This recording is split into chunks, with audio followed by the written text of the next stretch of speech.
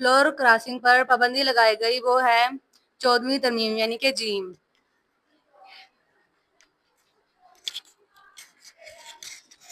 جی پہلے کا تھا الف، دوسرے کا جیم، تیسرے کا الف، چوتھے کا بے اور پانچویں کا جیم۔ اس کے بعد ہم کریں گے مختصر سوالات کے جوابات۔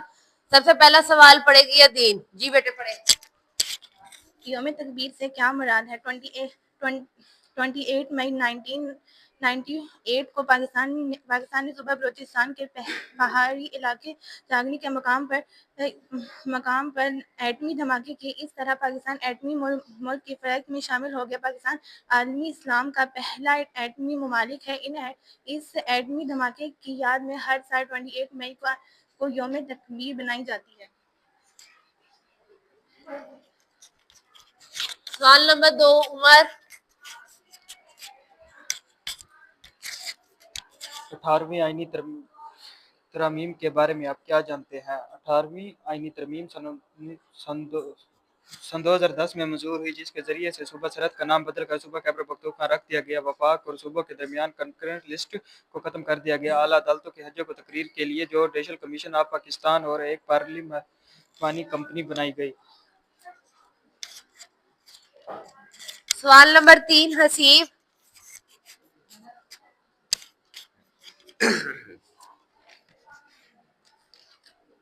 موٹر وے کی کیا اہمیت ہے؟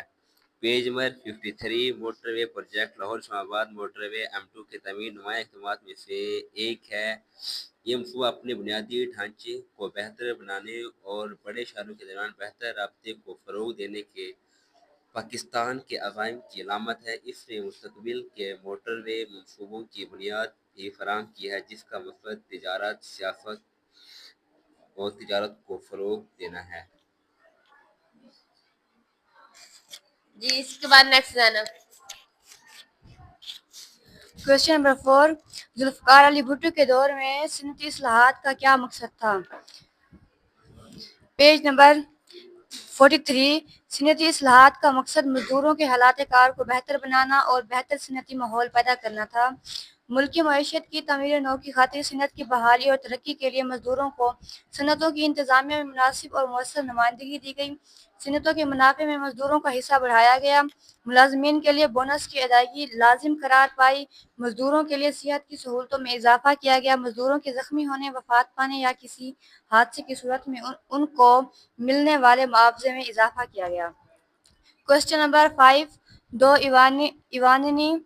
ایوانی مقننہ سے کیا مراد ہے؟ Page number 63۔ دستور